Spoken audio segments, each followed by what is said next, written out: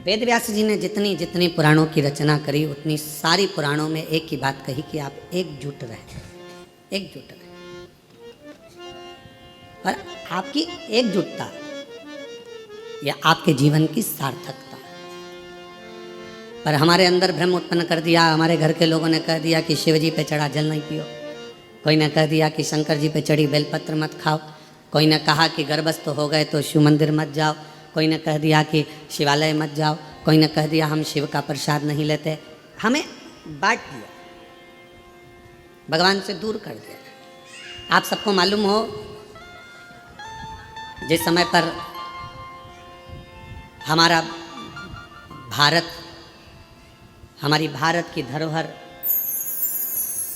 हमारे सनातनी, हमारे क्रांतिकारी इस भारत की भूमि के जब सब एकजुट हो गए थे तो विधर्मियों को ये लगने लगा था कि ये भारत अब टूटने वाला नहीं, अब ये टूटेगा नहीं। तब विधर्मियों ने भारत को तोड़ने के लिए भ्रम उत्पन्न करा कि शंकर के मंदिर नहीं जाना चाहिए, शिव जी पे जल नहीं चढ़ाना चाहिए, शिव जी का। तब लोगों ने भ्रम उत्पन्न करा सनातनियों को दूर करने का, सनातनियों को दूर ले जाना। पर शिव महापुराण की कथा ने ये सब मिटा दिया। शिव महापुराण की कथा ने केवल एक काम करा कि आप अपने घर के नज़दीक में जो शिवालय है, शंकर के मंदिर हैं, वहाँ जाओ, एक लोटा जल चढ़ाओ और अपने दुख को दूर भगाओ। अपना परिश्रम, अपनी मेहनत, अपना संघर्ष स्वयं, आप अपनी मेहनत स्वयं करिए, परिश्रम स्वयं करिए। शिव महापुराण की कथा ने कभी ये नहीं कहा कि आप अपने परिश्रम से दूर हो जाओ या अपनी तकलीफों को आपको नहीं झेलना है। आपको झेलना पड़ेगा, आपको परिश्रम करना पड़ेगा, मेहनत करना पड़ेगा, और आपकी मेहनत ही एक दिन आपको रंग लाएगी और उन्नति की सीढ़ी तक लेकर जाएगी। आज हम परिश्रम से वंचित हैं। जब हमारा बचपन रहता है तो हमको जो प्यार मिलता है, प्रेम मिलता है, वो फ्री में मिलता है। बोलो सही है कि गलत है? अरे जम के तो बोलो सही है। बचपन में प्यार खरीदना पड़ता है क्या? प्रेम खरीदना पड़ता है? बचपन में कोई भी छोटा सा बच्चा है, इधर बाजू में जाएगा, उधर बाजू में जाएगा, सब उससे प्रेम करेंगे, गले से लगाएंगे, हृदय से लगाएंगे, गोदी में लेंगे। प्रेम प्यार बचपन में फ्री में मिलता है। जवानी में प्यार प्रेम फ्री में नहीं मिलता, कमाना पड़ता है। धन बढ़ाओगे तब प्रेम बढ़ेगा, वैभव बढ़ाओगे तो लोग पूछेंगे, संभालेंगे, ध्यान देंगे।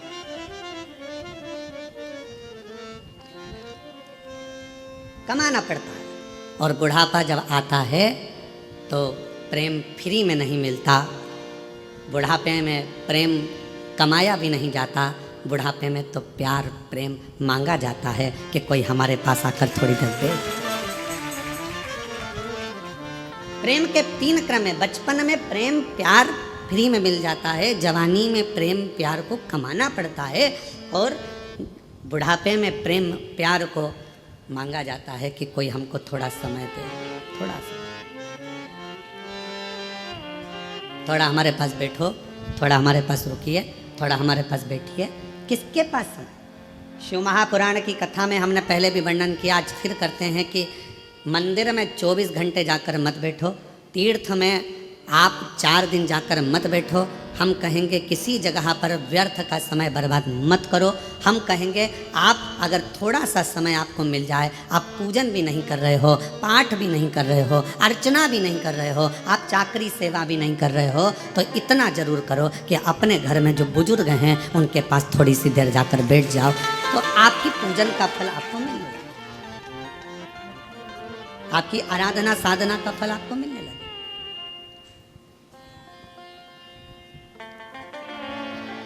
आज सबसे ज़्यादा कमी पड़ रही है प्रेम की, स्नेह की, समर्पण की।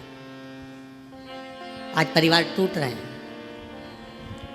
बड़ा बेटा आता है, भोजन कर कर चला जाता है, छोटा बेटा आता है, भोजन कर कर चला जाता है, ससुर जी भोजन कर कर अपने कक्ष में चले जाते हैं, सास अपने कक्ष में चली जाती है, देवरानी जेठानी अपनी अपनी थाली लगाकर अपने अपने कमरे में ले जाती है। मन होता है तो एक साथ बैठकर खाती हैं, नहीं तो अपना अपना कमरा, और एक साथ बैठकर खाती भी हैं तो उतनी देर में टांट इतने कस देती हैं कि भोजन भी नहीं भाता है। कहाँ गया प्रेम? कहाँ गया समर्पण? कहाँ गया प्यार? धन बहुत है, घर में जितने सदस्य हैं कोई फ्री नहीं बैठा है। माताएं फ्री हैं तो वो कुछ ना कुछ कढ़ाई, मेहंदी, पेंटिंग, सिलाई, बुनाई, मिठाई कुछ ना कुछ बनाकर वो भी अपना व्यापार चला रही हैं। पुरुष हैं तो वो भी कमा रहे हैं, कोई ऑनलाइन कमा रहा है, कोई कुछ कमा रहा है। हर व्यक्ति अपना अपना काम कर रहा है, कमाने में लगा है, संपदा बढ़ाने में लगा है। संपदा तो बढ़ रही है, कमाई तो बढ़ रही है, पैसा तो बढ़ रहा है, पर एक चीज़ घट रही है, वो घर का प्रेम, घर का प्यार, घर की वात्सल्यता, घर की करुणा और घर की एकजुटता वो घटती चली जा रही है। वो प्रेम घट रहा है, वो वात्सल्यता घट रही है, वो स्नेह घट रहा है। और शिव जी के परिवार में ये सब चीज़ बड़ा, शंकर भगवान के परिवार में ये कुछ भी नहीं था। ना वैभव था, ना धन था, ना दौलत था, ना गाड़ी थी, ना बंगला था, ना सत्ता थी, ना कोई सोना चांदी हीरा पन्ना था। पर शिव जी के घर में एक चीज़ थी, शमशान में भी रह रहे हैं तो प्यार से रह रहे हैं, और आकाश में रह रहे हैं तो प्यार से रह रहे हैं, कैलाश पर रह रहे हैं तो प्यार से रह रहे हैं, झोपड़े में भी वो प्यार के साथ रहते हैं तो उन्हें बैकुंठ जैसा सुख प्राप्त होता। बैकुंठ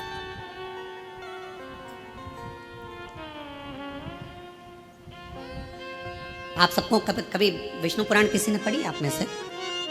जितने लोग आस्था चैनल पर श्रवण कर रहे हैं उनसे निवेदन करेंगे, गीता प्रेस गोरखपुर की विष्णु पुराण को लेकर आओ और उसको पढ़ो। विष्णु पुराण में लिखा है कि लक्ष्मी जी से पूछा गया, एक दिन माता ख्याति ने लक्ष्मी जी को अपने घर भोजन करने बुलाया।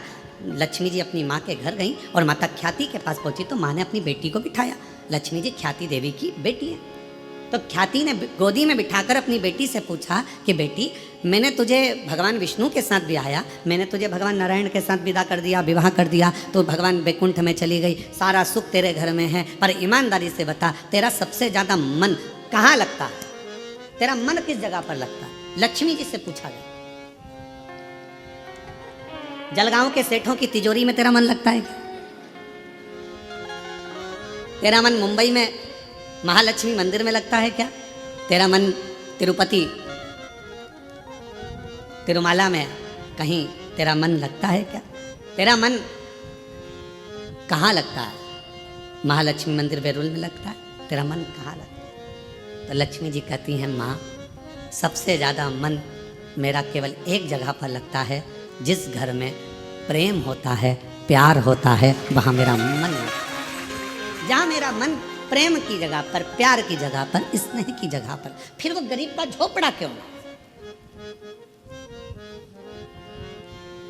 दुनिया की सबसे महंगी चीज क्या है? जल्दी उत्तर दो। दुनिया की सबसे महंगी चीज क्या है? दुनिया की सबसे महंगी 3 चीजें हैं। पहले नंबर पर नींद, दूसरे नंबर पर शांति और तीसरे नंबर पर अपने दिल का आनंद, मस्ती। ये दुनिया की सबसे महंगी चीज है, ये दुनिया की सबसे कीमत वाली चीज है, सबसे महंगी। धन है पर नींद नहीं है, बंगला है, गाड़ी है, पर मन की शांति नहीं। घर में सारा सुख है, 25 नौकर लगे हैं, पर मन में अलमस्त मस्ती, आनंद नहीं, आनंद नहीं। ऐसे बैठे हैं अपने अपने घर में जैसे किसी ने 4-6 ठोक के बिठा है, ठोक। आनंद। बच्चे, हम तो कहेंगे आजकल की बहुओं से ज़्यादा अगर किसी के अंदर आनंद है तो घर की बूढ़ी माओं के घर में आनंद है। तो माओं को देखना, छोटे छोटे बच्चों को दादी दादी करके बच्चे आते हैं, उनके संग मस्ती कर लेती है, आनंद कर लेती है, बोल लेती है, चल लेती है, खुश हो जाती है। और घर की बहुएं आधी से ज़्यादा डिप्रेशन में पड़ी हुई, आधी से ज़्यादा चिंता में पड़ी हुई। सारा काम तुम करोगे, तुम्हारे पास एक रत्ती की फुर्सत नहीं है, मेरे पास बैठने का समय नहीं है, और मालूम पड़े वो सारा दुकान का धंधा पानी छोड़कर तेरे पास बैठ जाए तो भी चैन नहीं है, दुकान कब जाओगे? अब तूने तो कहा था कि तुम्हारे पास टाइम नहीं है, तो मैंने सोचा कि 2 दिन की छुट्टी मार दूं, और अब कह रही है कि दुकान कब जाओगे? 2-4 दिन की छुट्टी लेकर वो तुमको घुमाने गोवा भी ले गया, वहां भी सुकून नहीं, वहां भी शांति। फिर घुमाने के लिए तुमको कहीं और ले गया, जगन्नाथपुरी ले गया, वहां भी सुकून नहीं। उसने बस इतना कहा, जल्दी नहा ले, जल्दी स्नान कर ले, जल्दी से दर्शन कर लेंगे, सब काम जल्दी करना था, तो मुझे लेके क्यों आए? वहां भी तबेले जैसा मुंह हो गया। वो ना, कहाँ सुकून, कहाँ शांति, कहाँ प्रेम? लक्ष्मी जी से माँ ख्याति देवी ने पूछा कि तेरे को सबसे ज़्यादा सुकून, सबसे ज़्यादा आनंद, सबसे ज़्यादा अच्छा कहाँ लगता है? तो माँ, जहाँ पर प्रेम होता है, जहाँ प्यार होता है। लक्ष्मी कहती है, फिर वो गरीब का झोपड़ा क्यों ना हो, मुझे वो महल लगता है, मुझे वो बैकुंठ लगता है। और दुनिया की सबसे महंगी जो कीमत से नहीं मिल सकती, पैसा खर्च करने से नहीं मिल सकती। दुनिया की 3 चीज़ें सबसे ज़्यादा महंगी हैं। आप भी मेरे साथ पूरे आस्था चैनल के साथ बोलें। पहले नंबर पर नींद, दूसरे नंबर पर शांति और तीसरे नंबर अपने मन का आनंद, सुकून, उत्सव, मन की खुशियाँ।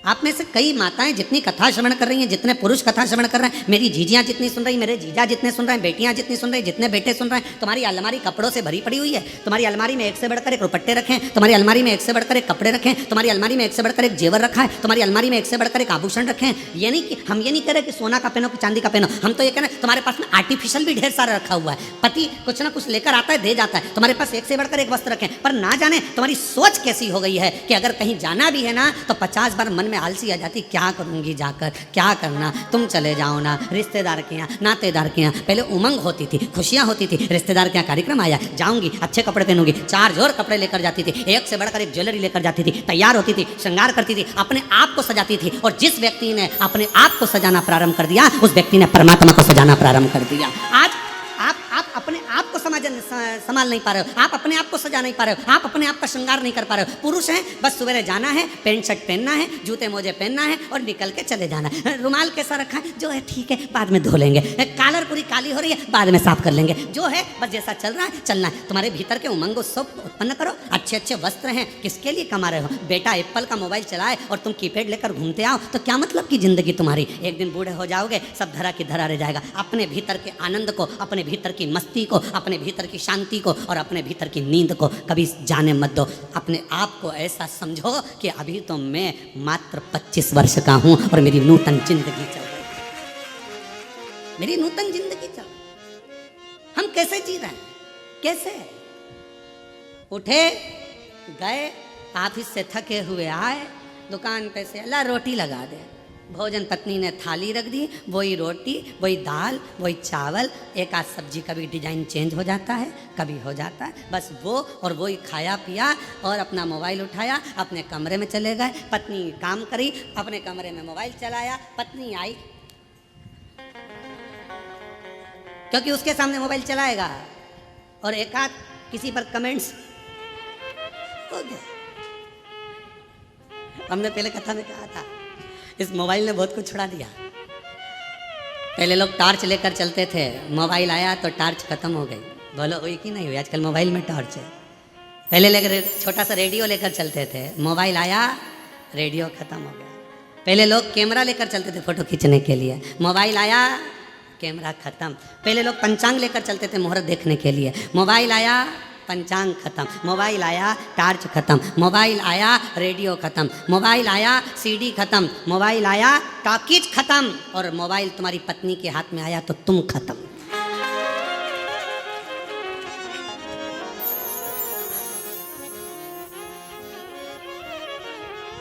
इसलिए अभी हमारे शैलेंद्र भैया वो गीत भजन गा रहे थे,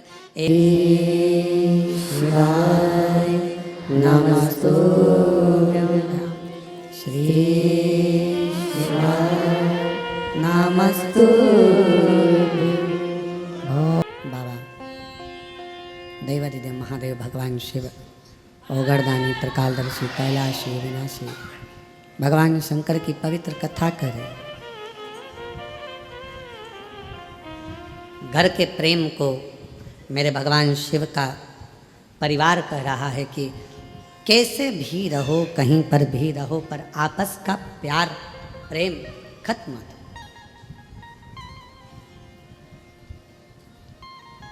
बचपन में मिला हुआ फ्री का प्रेम प्यार, जवानी में खरीदा हुआ, मेहनत कर कर कमाया हुआ प्रेम, और बुढ़ापे का मांग कर लिया गया प्रेम, ये तीनों अलग। पर शिव कथा कर रही है, भगवान शंकर का चरित्र कर रहा है, शिव महापुराण की कथा कर रही है।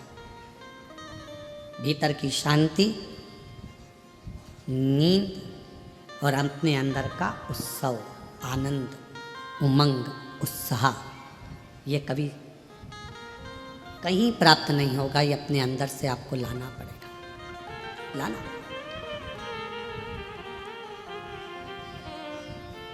कई मेरी जीजियों को बड़ा प्रेम रहता है, स्नेह रहता है, शौक रहता है, तैयार होने का भी, श्रृंगार करने का भी। कई कई बच्चों को, लड़के हैं उनको, कई बेटों को, कई मेरे जीजा उनको बड़ा रहता है कि अच्छे वस्त्र पहनना, अच्छे से रहना। ये आप यदि अपना श्रृंगार करना सीख गए हो तो तुम परमात्मा का भी श्रृंगार करना सीख। आज हम अपना भी श्रृंगार नहीं कर पा, उत्साह ही नहीं है, भीतर उमंग ही नहीं है, सब समाप्त हो गए।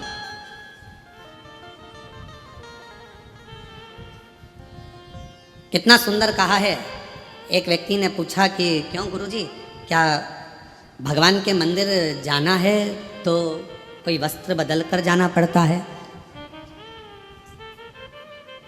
परमात्मा के मंदिर जाने के लिए बाहर का जो वस्त्र है ये बदले ना बदले, पर शिव महापुराण की कथा कहती है अपने भीतर के अहंकार को त्याग कर, अपने भीतर की तृष्णा को त्याग कर, तब परमात्मा के नजदीक। हम बदल ही नहीं पा रहे। ऊपर के कपड़े तो हमने चेंज करे, वस्त्र बदले, पर हम परमात्मा के पास पहुंचकर भी हम श्रेष्ठ नहीं बने। आप सबको मालूम होगा समुद्र के पास कितना पानी है? पानी की कमी है समुद्र के पास, पर समुद्र के पास में पानी की कमी नहीं है, फिर भी समुद्र पानी पीने को तरसता है।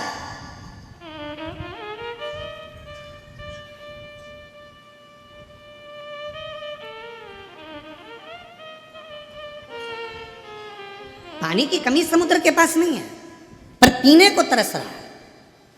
धन की कमी व्यक्ति के पास नहीं है, गाड़ियों की कमी नहीं है, संपदा की कमी नहीं है, सब सुख सबके पास है, पर व्यक्ति शांति को तरस रहा, भीतर के सुख को तरस रहा, आत्मशांति किसके पास है? कोई कह दे एक डॉक्टर भी पढ़ाई करने के बाद हम कहते हैं कि हर व्यक्ति को थोड़ा समय अपने खुद के लिए निकालना चाहिए। सवेरे 9 बजे अपनी कुर्सी पर इंजीनियर भी बैठता है, डॉक्टर भी बैठता है और एक अधिकारी भी बैठता है। शाम को 5 बजे तक अपनी कुर्सी नहीं छोड़ता, फिर घर गया, फिर काम में लग गया, फिर करा और मालूम पड़ा कि तुमने अपना समय दिया तो सही, पर अपने शरीर पर ध्यान नहीं दिया। एक दिन तुमने अटैची भरकर पैसा इकट्ठा तो कर लिया, पर मालूम पड़ा कि एक दिन खुद को ही बीमारी हो गई और जो रखा हुआ पैसा था, जो तुमने इतने दिल से कमाया था, वो खुद की ही बीमारी में लग गया। क्या मिला?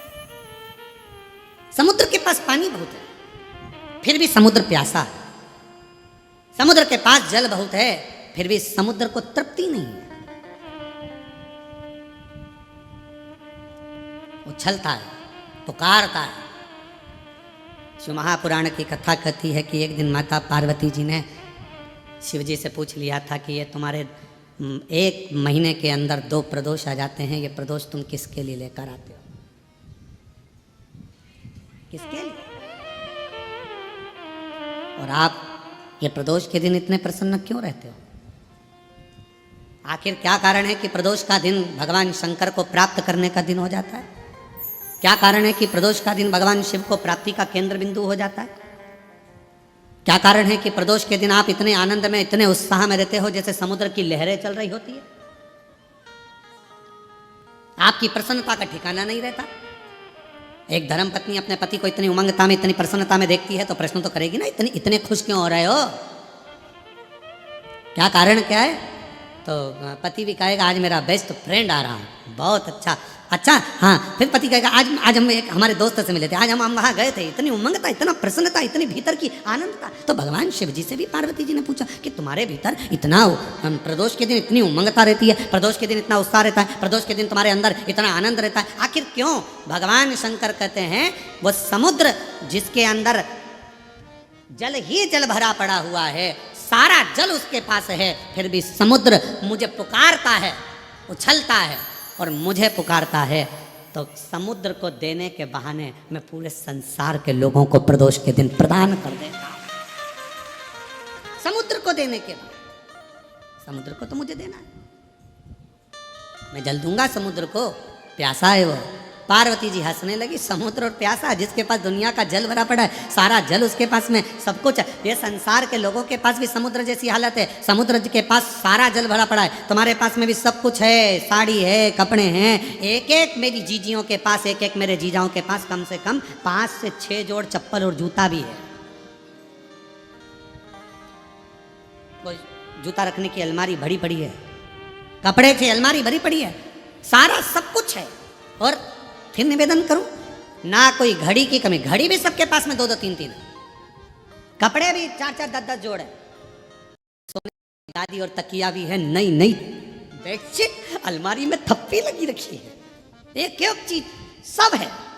समुद्र के पास जैसे सब कुछ है पर भीतर से तृप्ति नहीं है, फिर भी तरस रहा है जल के लिए, सब कुछ है पर वह भीतर की शांति नहीं है। तो भगवान शंकर कहते हैं कि जो प्रदोष के दिन मेरे शिवालय तक आता है, मुझे पुकार लेता है, मैं उसको भीतर की शांति दे देता हूँ, आनंद दे देता हूँ, उमंग दे देता हूँ, उत्साह दे देता हूँ।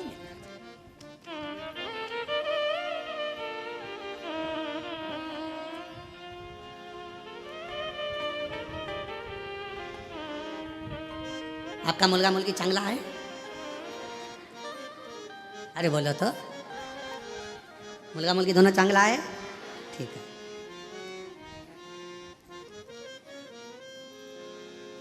अब आप अपने बच्चों को सब कुछ दे रहे हो, जो मकान है तुम्हारा किसको मिलेगा?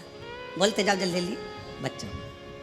गाड़ी बच्चों, तुम्हारे गले की चेन, अंगूठी, ब्रेसलेट बच्चों, ठीक है, सब बच्चों को दे रहे हो, सब बच्चों को मिले। आज का बच्चा ये सोचता है कि सब कुछ मेरा है तो मुझे क्या करना है, टेंशन क्या है, संघर्ष नहीं कर पाता, बहुत परिश्रम नहीं कर पाता। जब बड़ा होता है, विवाह होता है, शादी होने के बाद थोड़ा सा टेंशन उसको आता है तो डिप्रेस हो जाता है। क्यों? हमने गाड़ी दी, बंगला दिया, धन दिया, दौलत दी, परवरिश अच्छे से करी, अच्छा कॉलेज दिया, अच्छा स्कूल दिया, अच्छी एजुकेशन दी, अच्छा डॉक्टर को दिखाया, उसको स्वस्थ रखा, सब कुछ करा, पर अपने बच्चे को हमने संघर्ष करना नहीं सिखाया।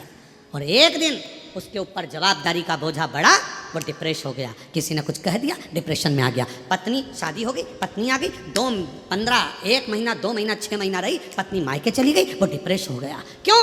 हमने उसको परिश्रम करना नहीं सिखाया, हमने उसको ये नहीं बताया कि संसार के लोगों से लड़ना कैसे। सर्कस किस किसने देखा है? हाथ उठाओ जल्दी से। सबने देखा है? पहले सर्कस में शेर आता था कि नहीं आता था? अरे बोलो तो, आता था ना। अब वन विभाग वालों ने सर्कस वालों को बुलाया, सारे सर्कस वालों से कहा एक भी शेर तुम्हारे सर्कस में नहीं रहना चाहिए, पिंजरे में नहीं रहना चाहिए। और एक दिन वन विभाग वालों ने शेर के गले में एक पट्टा डाला, छोटा सा कैमरा लगाकर उस शेर को जंगल में छोड़वा दिया। जो शेर जंगल में छोड़े गए, जैसे ही छोड़े गए, मालूम पड़ा 15-15, 20-20 कुत्तों ने मिलकर एक एक शेर का शिकार कर लिया, और जंगल में रहने वाले वो सारे शेर कुत्तों के शिकार से मर गए। क्यों? शेर को पिंजरे में भोजन मिलता था, शेर को पिंजरे में सारा साज मिलता था, शेर को पिंजरे में सब कुछ मिलता था, और पिंजरे में शेर बंद रहता था, निकलता था, सर्कस दिखाता था, वापिस चले जाता था। आप अपने बच्चों को सर्कस का शेर मत बनाना, नहीं तो मालूम पड़े आज की दुनिया के ना जाने कितने कुत्ते तुम्हारे बच्चे का शिकार कर जाए।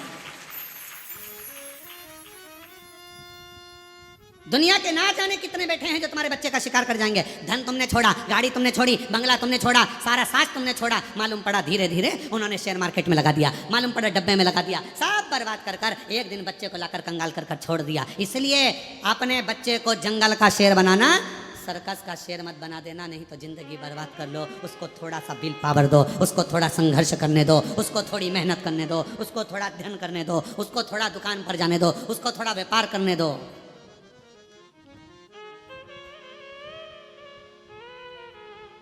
थोड़ी मेहनत जरूर। एक हमारे अच्छे परिचित हैं, यहीं आपके भुसावल के रहने वाले हैं, फैक्ट्रियां बहुत हैं उनकी, और लगभग 10 से 12 फैक्ट्रियां हैं उनकी। राठी फैमिली है, और 10 से 12 फैक्ट्रियां उनकी है, सब जगह पर, सेलम में भी है उनकी, और ना जाने स्टील की फैक्ट्रियां हैं, बहुत कुछ। उनके 2 लड़के हैं, और दोनों लड़के जब इंजीनियरिंग करे तो उनके पापा ने उनको दूसरे की फैक्ट्री में दूसरे के यहाँ नौकरी करने भेज दी।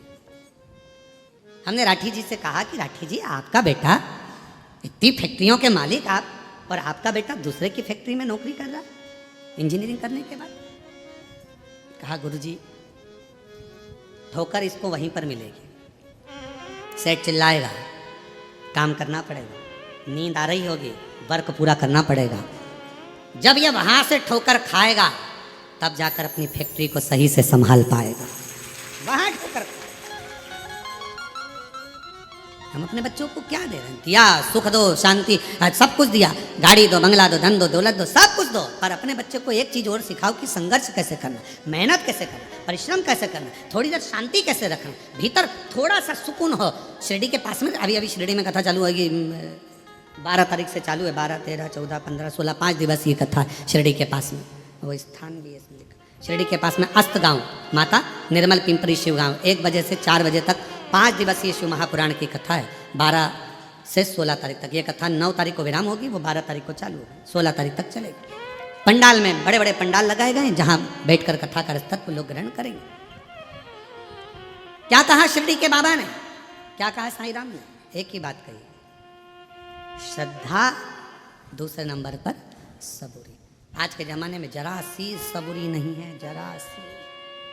भले अपन शिरडी के पास रह रहे हैं पर रत्ती भर की सबूरी नहीं है। तुम्हारे यहाँ से शिरडी कितनी दूर है? जलगांव से बोलो बोलो कितना किलोमीटर है? 220 किलोमीटर।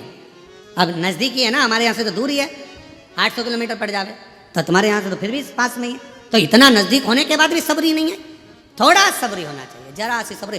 बेटा बेटी का ब्याह हुआ, शादी हुई, 6 महीना रहे, झगड़ लिए, लड़ लिए, अलग हो गए, मैं इसका मुँह नहीं देखूँ, मैं उसके यहाँ नहीं रहूँगी, तलाक ले लूँगी, मैं नहीं रहूँगी, यहाँ नहीं रहूँगी। हमारे थोड़ा सब्र तो रखो। तुमने सोचा कि ये बेकार है तो फिर दूसरी शादी कर लूँगी, मालूम पड़े ये बेहरू था और वो काल बेहरू मिल गया तो सुकून का थोड़ा नहीं, थोड़ा।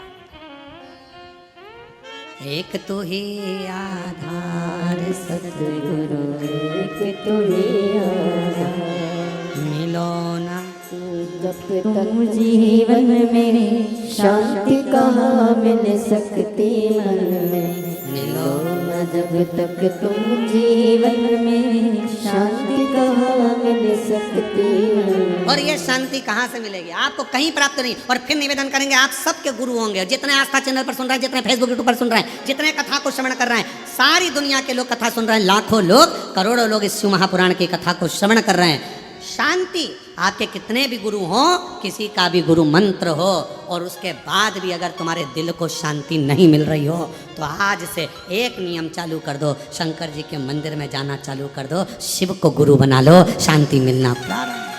जब तक मिलो न तुम जीवन में शांति कहाँ मिल सकती मन में, जब तक मिलो न तुम जीवन में शांति कहाँ मिल सकती मन में। और मैंने ढूंढा देश, सतगुरु एक तुम्ही आधार। मैंने सब कुछ सब जगह पर देख लिया पर शांति नहीं मिल रही, सुकून नहीं मिल रहा। धन बड़ा, संपदा बड़ी, सत्ता बड़ी, सब कुछ बड़ा,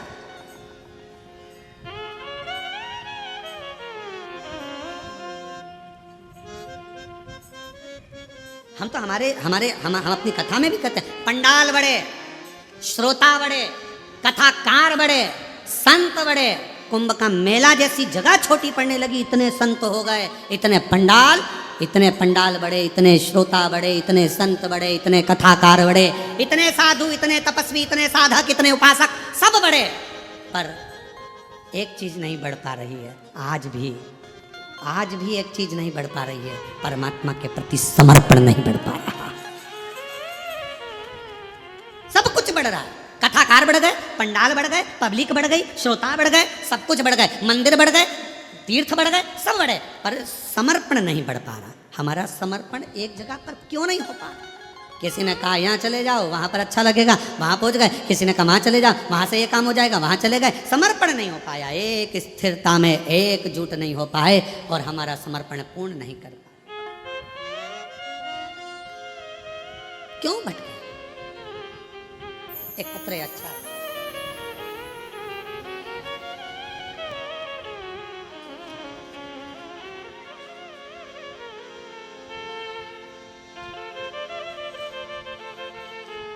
गीता मोहन शर्मा, वर्धा जिला सिद्धि रेलवे की रहने वाली हूँ।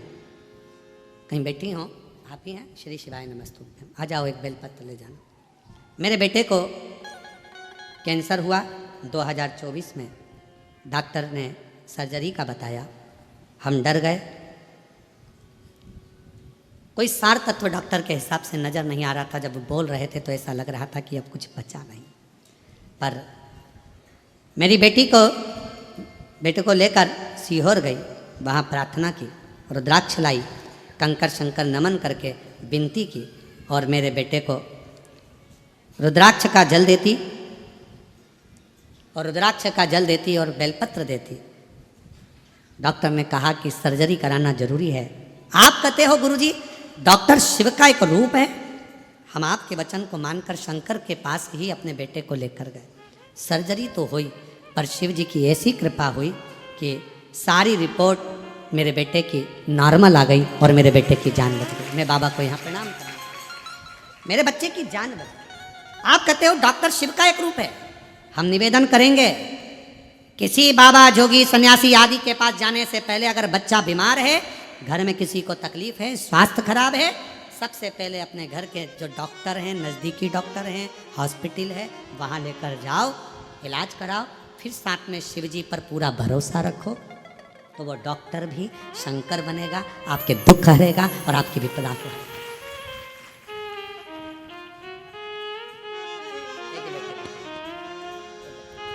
मोबाइल नंबर ये है, कहीं बैठे हैं आप ही हैं? आ जाओ, एक बेलपत्र ले जाना। आ जाओ बेटा। मेरा बेटा MPSC की तैयारी कर रहा था, उत्तीर्ण नहीं हो पा रहा था। कई सालों से प्रयास करा पर नहीं हो पाया। बहुत प्रयास करने पर आखिरी में हिम्मत हारा। तब मैंने आपकी कथा पंडाल में जाकर श्रवण करी, जलगांव में भी सुनी मामा के यहाँ रहकर, और उसके बाद मेरा बेटा भी कथा को श्रवण करने के लिए पहुँचा। आप कहते हो कि पंडाल में बैठकर जो मांगा जाता है शिव जरूर देता है। आज मैं बाबा को धन्यवाद देने के लिए आई हूँ। पशुपतिनाथ का व्रत और पंडाल में बैठकर श्रवण करी हुई कथा से आज मेरा बेटा वाशिम जिला सत्र न्यायालय में क्लर्क पद पर नौकरी कर रहा है। मैं बाबा को यहाँ अपने गुरु के पास बैठने पर भी अगर शांति ना मिले, हम मना नहीं करेंगे। आपके गुरुओं को नमन है, प्रणाम है, धन्यवाद है। और अगर वहाँ भी शांति ना मिले, तब शिव के शिवालय में जाकर एक लोटा जल चढ़ाकर वहाँ बैठो, शांति मिले।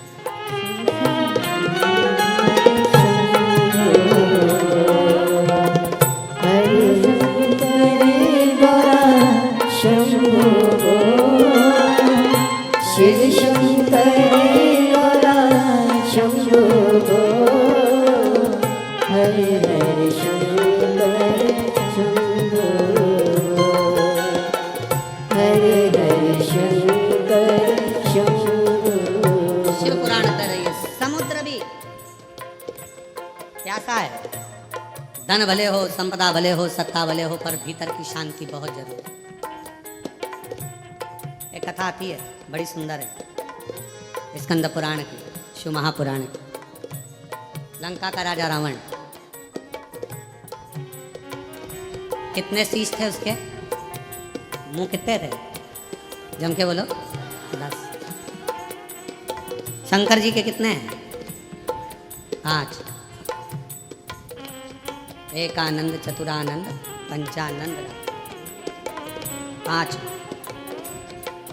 पशुपतिनाथ, 5 मुख हैं भगवान शिव के। मंदोदरी के साथ लंकापति बैठा है रावण,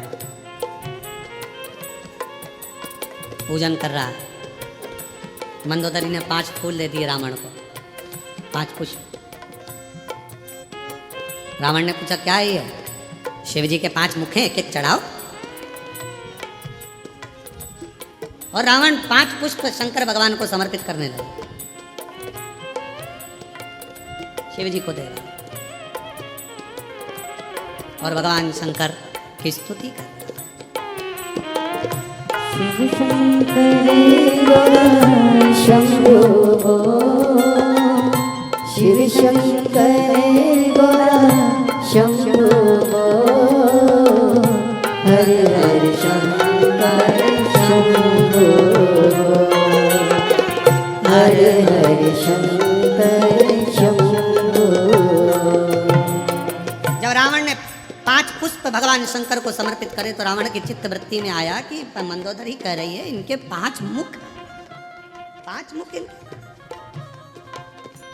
और रावण ने विचार करा कि मैं 5 मुख भगवान शिव के 5 पुष्प समर्पित कर रहा हूं और भगवान की स्तुति गाने के लिए मेरे पास कितने मुख हैं? रावण के पास कितने थे? पहले कितना था? 1। और शिव जी के कितने हैं? 5। रावण ने कहा ये तो अपना बड़ा विचित्र काम है। शंकर का परम भक्त था रावण बहुत। रावण ने विचार करा कि ये काम नहीं चलेगा भैया कि मेरे 1 मुख और शिव जी के 5 मुख। 1 फूल चढ़ाऊंगा, 1 ही मुख से बोलूंगा तो शंकर के तो 5 मुख हैं और 5 मुख हैं तो कम से कम स्तुति करने के लिए 1 मुख के लिए 2 मुख तो मेरे होना चाहिए। तो स्तुति करने का मतलब रावण ने उसी दिन सोच लिया अब तो 5 तुम्हारे तो 10 हमारे होना चाहिए, तब तो हम स्तुति गाएंगे और तब तो आनंद आएगा। अब मंदोदरी कर रही है चढ़ाओ 1 फूल और 1 फूल चढ़ाया और श्री शिवाय नमस्तुभ्यं चढ़ाया।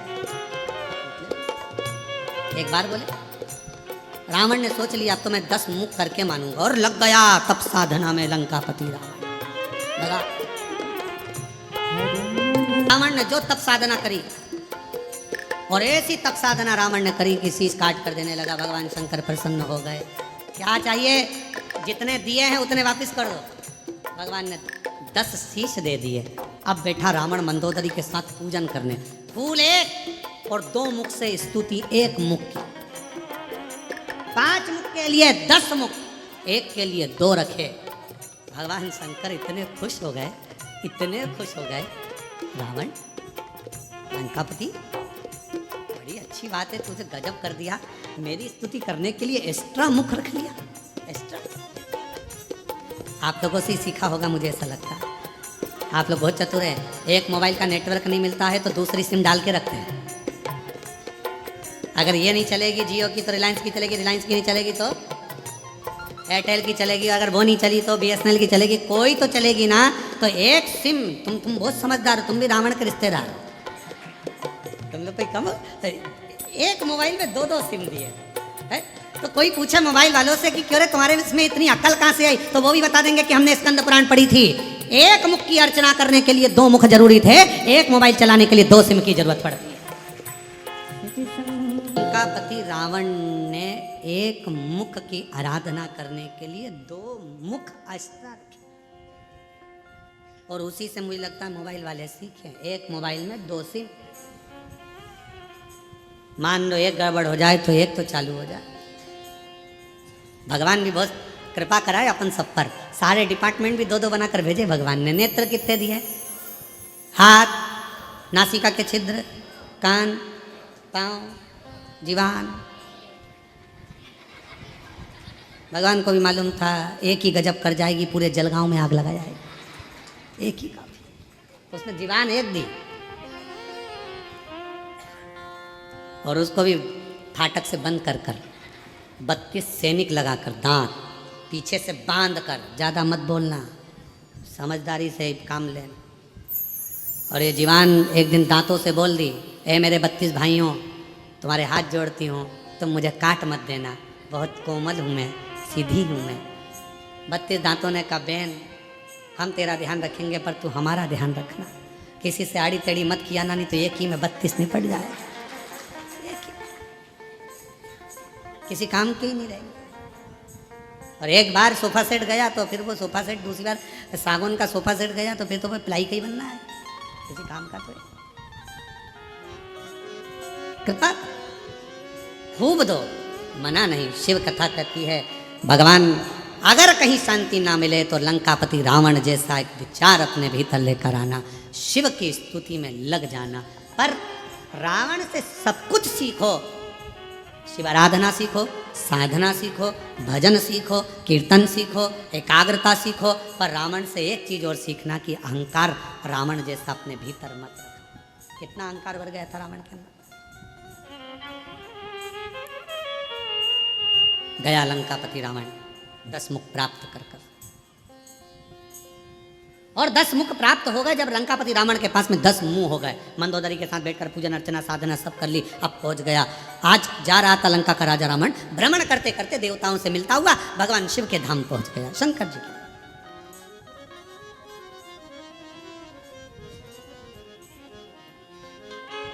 और भगवान देवादिदेव महादेव के धाम पर जब पहुंचा, नंदी बैठे हुए थे, देख रहे थे। लंकापति रावण ने नंदी को नहीं देखा, रुके रुके, फिर चले। नंदी ने रावण को प्रणाम किया। नंदी ने रावण को प्रणाम किया। क्यों? उसका एक कारण था, लंका का राजा रावण शंकर भगवान को बहुत चाहता था, प्रेम करता था, उनके प्रति समर्पित रहता था। भगवान शिव के द्वारपालों में एक लंका का राजा रावण भी गिनती में आता है। द्वारपालों प्रणाम किया नंदी ने। रावण ने पूछा, तुम कौन हो? नंदी ने कहा कि मैं शिव जी का गण नंदी, शिवगण नंदी। चेहरा देखा है तुम्हारा?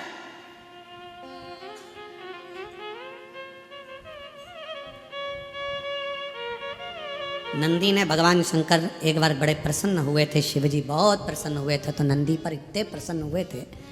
कहाँ की कथा है? कपालेश्वर महादेव, नासिक की। आप लोग करें दर्शन, गोदावरी तट पर कपालेश्वर बाबा का दर्शन होता है। भारत की भूमि पर केवल एक मंदिर ऐसा है, कपालेश्वर महादेव नासिक का। महाराष्ट्र की धरा पर पूरी दुनिया का एक मंदिर ऐसा है जहां पर भगवान शंकर के गुरु नंदी हैं, वो कपालेश्वर महादेव है। शिव के गुरु नंदी हैं। ब्रह्मा जी का शीश कटा, हाथ पर शीश चिपक गया भोलेनाथ जी के। ब्रह्मा की हत्या का दोष लग गया, कपाल छूट नहीं रहा था, हाथ का कपाल छूटे नहीं। बड़े परेशान हो गए भगवान। सबसे कहा, यह हाथ नहीं छूट रहा, कपाल नहीं छूट रहा। सब जगह पर गए पर कहीं पर भी वो कपाल नहीं छूटा। तब भगवान देवादिदेव महादेव मौन होकर बैठ गए। नंदी को लगा, मेरे स्वामी आज स्थिर नहीं है, आज मन स्थिर नहीं, क्या बात है, मैं जाऊं अपने स्वामी के पास। नंदी गए, एक बच्चे का रूप रखकर चले गए और आवाज लगाने लगे, हर हर हर हर बोल बम का नारा है सारी समस्या का हल, श्री शिवाय। आवाज लगाया नंदी ने, जो आवाज लगाया शिव जी के कानों में शब्द गया। और भगवान देवादिदेव महादेव के कानों में जब शब्द गया, शब्द जाने पर भगवान शंकर जी ने आँख खोली, नेत्र खोले। बालक खड़ा था, पूछा, तुम कौन हो? बालक कुछ बोला नहीं, बस इतना कहा कि आप एक काम करो, एक काम करो, एक बेलपत्र का स्पर्श कर कर गोदावरी का स्नान, फिर बद्रीश में जाकर गंगा का स्नान, अलकनंदा का स्नान। जो ज्ञान दिया शिव जी उसको स्वीकार कर लिए। बेलपत्र का स्पर्श किया, कपाल नीचे गिर गया। बेलपत्र का मात्र स्पर्श किया, कपाल नीचे। आज भी उस मंदिर का नाम कपालेश्वर महादेव नासिक में कपाल नीचे। शिव जी ने स्मरण किया उस बच्चे का, पूछा कि बेलपत्र में ऐसा क्या है? भगवान नंदी जो बालक का रूप रख कर आए थे, उन्होंने कह दिया, एक बेलपत्र का जब कोई स्पर्श करता है, देवादिदेव महादेव, जैसे आपके हाथ से ब्रह्मा जी की हत्या का पाप कपाल नीचे गिर जाता है, बेलपत्र का मात्र स्पर्श करने वाले के सारे पाप एक क्षण में नीचे गिर जाते हैं, एक क्षण में नीचे। बेलपत्र का स्पर्श। हम आप लोगों से कहें, जितने आस्था चैनल पर कथा सुन रहे हैं, फेसबुक यूट्यूब पर कथा श्रवण करें, आप सबसे विनय निवेदन करेंगे, आज प्रदोष के दिन आपसे निवेदन करें, प्रयास करिए। शरीर में कोई भारी से भारी रोग हो जाए, कोई बहुत बड़ा रोग हो जाए, बहुत, डॉक्टर कह दें कि यह रोग का कोई अंत नहीं है, कोई अंत नहीं, शरीरें के नसें ब्लॉक हो गई, नस नहीं चल रही है, रोग ग्रसित हो गए। ये अभी शरद पूर्णिमा रही है, रात्रि के समय पर चंद्र जब प्रकट हो जाए, चंद्रमौलेश्वर महादेव का नाम लेकर 7 बेलपत्र भगवान शंकर के शिवलिंग पर, इस डंडी की जो दिशा है, डंडी की दिशा 7 अलग अलग जगह पर, कभी इधर चढ़ा दो, कभी इधर चढ़ा दो, कभी इधर, 7 दिशा पर बेलपत्र को समर्पित एक ही स्थान पर करो, दिशा अलग अलग कर दो। चंद्रमौलेश्वर का स्मरण कर कर थोड़ा सा दूध हाथ की उंगली में लगाकर शिवलिंग का स्पर्श करो और थोड़ा सा जल शंकर को समर्पित कर कर 7 बेलपत्र उठाकर लिया। 7 दिन तक लगातार 1 बेलपत्र सुबह के समय पर रोज खाना प्रारंभ करो। कितनी भी नसें ब्लॉक हो, चाहे शरीर में कितना भी रोग हो, धीरे धीरे समाप्त जरूर होगा। शरद पूर्णिमा का ये उपाय अवश्य करिए। हम फिर कहेंगे डॉक्टर शिव का एक रूप है, डॉक्टर को दिखाओ मना नहीं है, डॉक्टर का इलाज कराओ मना नहीं है, डॉक्टर की जांचें कराओ मना नहीं है, पर शंकर पर विश्वास कर कर शिव को अपना मानकर, अपने जैसे भगवान नंदी गुरु बनकर आए, और गुरु बनकर आए और कहा कि आप बेलपत्र का स्पर्श करिए। स्पर्श करा, कपाल नीचे गिर गया, शिव जी का नाम कपालेश्वर महादेव हो गया। बोल कपालेश्वर महादेव की। आज भी माँ गोदावरी के तट पर नासिक में भगवान कपालेश्वर महादेव विराजमान। आज भी गुरु बने। शिव जी बड़े प्रसन्न हो गए जब उनके हाथ का कपाल छूट गया। आज बड़े प्रसन्न थे, बड़े प्रसन्न। तो शंकर भगवान ने कह दिया, ए नंदी, तुम हमारे गुरु बने थे, हमें दक्षिणा देना है तुमको, और गुरु दक्षिणा बहुत जरूरी है। हम तुमको गुरु दक्षिणा में क्या दें, आपको हम क्या दें, मांग लो, तुम्हें क्या चाहिए। तब नंदी कुछ बोले नहीं, तो शंकर भगवान के पास में पार्वती जी आई और पार्वती जी ने कहा, प्रभु मेरा एक निवेदन है, नंदी का मुंह कैसा है, सींग लगा है, ऐसा है वैसा है, और नंदी देखा है ना तुम लोगों ने, अरे बोलो तो जम के देखा है, अब नंदी का मुंह तो नंदी ऐसा। तो इतने में पार्वती जी बोल दी, तुम कितने सुंदर हो, कर्पूर गौरम करुणावतारम संसार सा।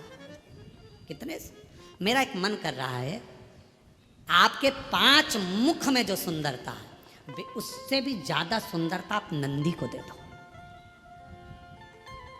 नंदी एकदम हैंडसम, स्मार्ट, नेचुरल ब्यूटी आप नंदी को कर दो, सुंदर बना दो, बहुत सुंदर। बस भगवान शंकर उसी समय पर नंदी को वर देने वाले थे। इतनी देर में नंदी शिव जी को रोक लिए, नहीं चाहिए। अरे आप, मुझे ये कुछ नहीं चाहिए। पार्वती जी ने पूछा, नंदी तू इतना सुंदर हो जाएगा, इतना श्रेष्ठ हो जाएगा, तेरी सुंदरता बढ़ जाएगी, तो शिव जी से भी ज्यादा सुंदर दिखेगा। 5 मुख में जो सुंदरता है उससे प्रबल सुंदरता तुझे मिल जाएगी।